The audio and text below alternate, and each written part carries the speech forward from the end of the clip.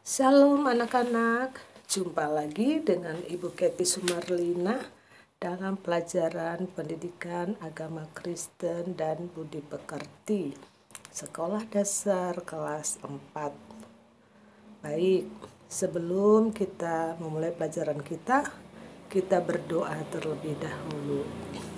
Tuhan Yesus yang baik, terima kasih Engkau sudah peliharakan kami sepanjang hidup kami. Tuhan, berkatilah bangsa negara kami, orang tua kami, teman-teman, dan juga guru kami.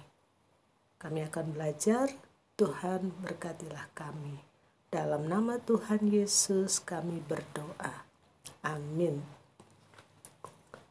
Baiklah anak-anak, materi yang akan kita bahas pada hari ini adalah peristiwa menyenangkan dan peristiwa yang menyedihkan.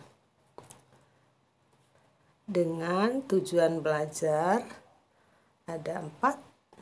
Yang pertama, mengakui kedaulatan Tuhan dalam berbagai peristiwa. Yang kedua, mensyukuri berbagai peristiwa dalam kehidupan. Yang ketiga, menjelaskan tindakan yang benar dalam berbagai peristiwa.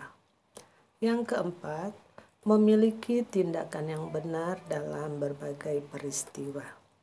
Itu saja anak-anak ya, sangat mudah. Mari kita belajar. Nah, anak-anak, setiap manusia ingin peristiwa yang menyenangkan saja yang terjadi. Tetapi dalam kenyataannya ada juga peristiwa yang menyedihkan. Kita akan membahasnya lebih dalam ya. Alkitab mencatat ya, ada peristiwa yang menyenangkan.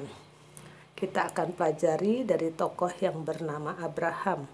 Dalam kitab Kejadian pasal 12 ayat 1 sampai 10, Abraham adalah tokoh yang meninggalkan keluarganya, hartanya, sanak familinya ke suatu daerah yang diperintahkan oleh Tuhan. Nah, karena ketaatan Abraham, ia sangat diberkati oleh Tuhan. Ya, dia punya keturunan yang banyak, dia menjadi bangsa yang besar, dan namanya masyhur. Sampai saat ini kita masih mempelajari tokoh Abraham ini ya. Dan dia menjadi berkat oleh bangsa Israel.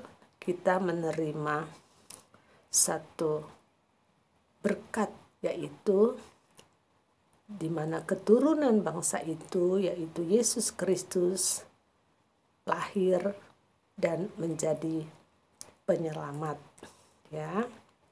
Jadi keturunan daripada Abraham ini menjadi berkat juga sampai kepada kita, karena keturunannya berikutnya menjadi alat Tuhan memberkati kita, dan keturunannya menjadi sangat banyak sampai saat ini ya, itu Abraham. Nah, itu peristiwa menyenangkan. Kemudian peristiwa yang menyenangkan lainnya dicatat di dalam Keluaran pasal 12 sampai 13, adalah peristiwa yang menyenangkan bagi bangsa Israel. Nah, saat Tuhan mengutuk bangsa Israel dengan kutuk, ada 10 kutuk itu ya, tetapi bangsa Israel diselamatkan oleh Tuhan. Kemudian saat bangsa Israel mengalami perbudakan, penindasan selama puluhan tahun ya di Mesir, mereka lalu dilepaskan oleh Tuhan menjadi orang merdeka. Kemudian oleh Musa, atas perintah Tuhan, Musa memimpin bangsa Israel untuk keluar dari Mesir, dan di dalam perjalanan begitu banyak pertolongan Tuhan. Mereka diselamatkan dari kejaran pasukan-pasukan Firaun. Kemudian mereka melewati laut Teberau di tanah yang kering. Kemudian sesampainya mereka di padang gurun, Tuhan terus memeliharakan. Tuhan terus menuntun ya dengan memberikan tiang awan pada siang hari sehingga mereka tidak terlalu kepanasan, dan tiang api di malam hari sehingga mereka terhindar dari bahaya di malam hari. Kemudian Tuhan juga peliharakan dengan memberikan makanan berupa roti mana ya, roti dari surga itu. Banyak lagi anak-anak ya. Nah, atas peristiwa menyenangkan itu, mereka bersyukur, menyembah dan taat kepada Tuhan. Nah, itu yang penting, mensyukuri dan menyembah dan taat kepada Tuhan. Nah, ini adalah peristiwa penyertaan Tuhan di padang gurun ya.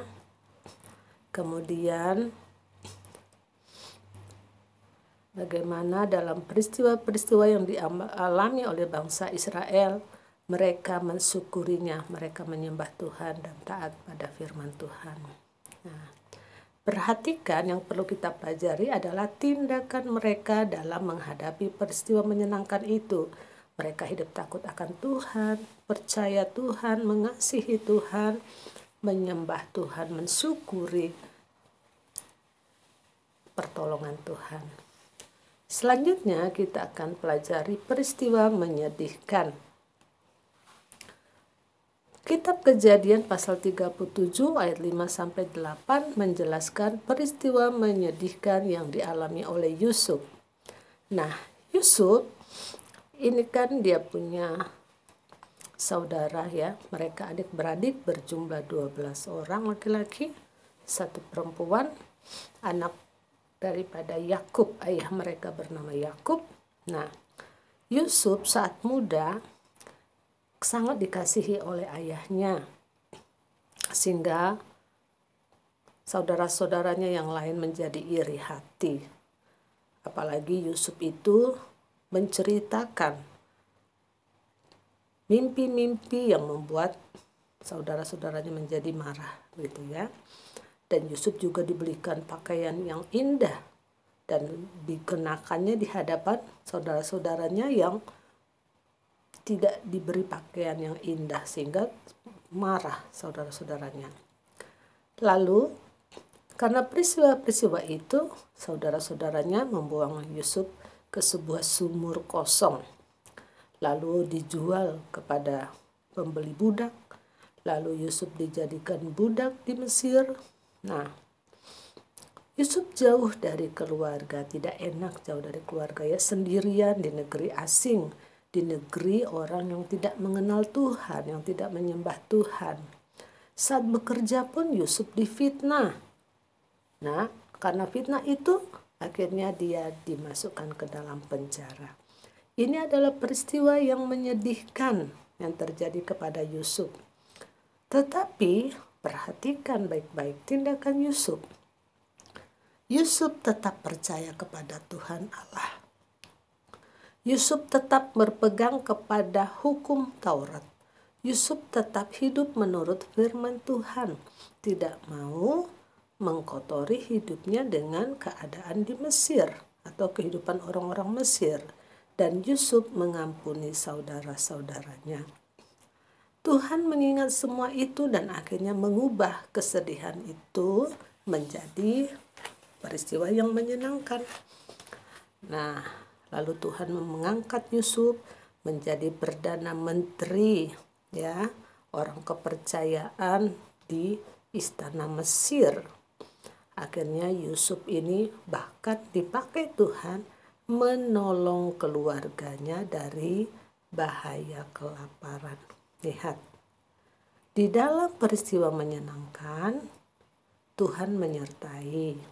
Dan terlebih dalam peristiwa menyedihkan pun, Tuhan tetap menyertai dan memberikan kemampuan, memberikan pertolongan. Selanjutnya, peristiwa menyedihkan kedua yang Ibu ambil di sini adalah Ayub. Ayub pasal 1 ayat 1-3. tokoh Ayub ini adalah tokoh yang saleh, hidupnya benar di hadapan Tuhan.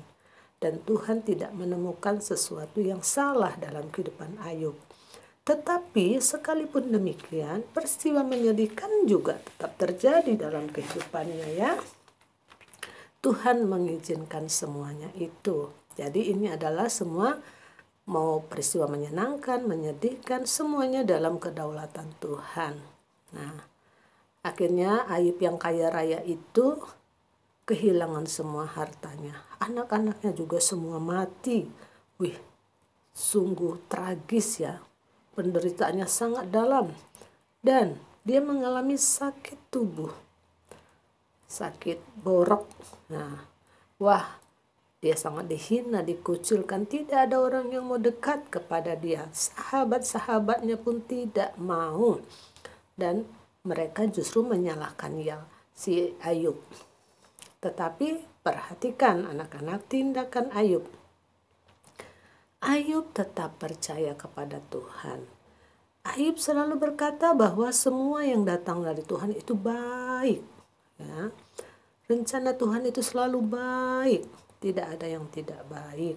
Nah, Ayub juga saat mengalami ini dia tidak menyalahkan orang lain. Dia tidak mencari-cari siapa yang membuat aku sakit, siapa yang membuat rumahku terbakar, siapa yang merusak sawah ladang, mengambil, merampok semua tanah-tanah. Tidak ada demikian. Dia mempercayai bahwa peristiwa-peristiwa itu punya tujuan yang baik baginya. Nah, tindakan dia merendahkan diri dan menerima semua yang terjadi. Nah, jadi anak-anak, bagaimana sikap yang benar dalam menghadapi peristiwa menyedihkan?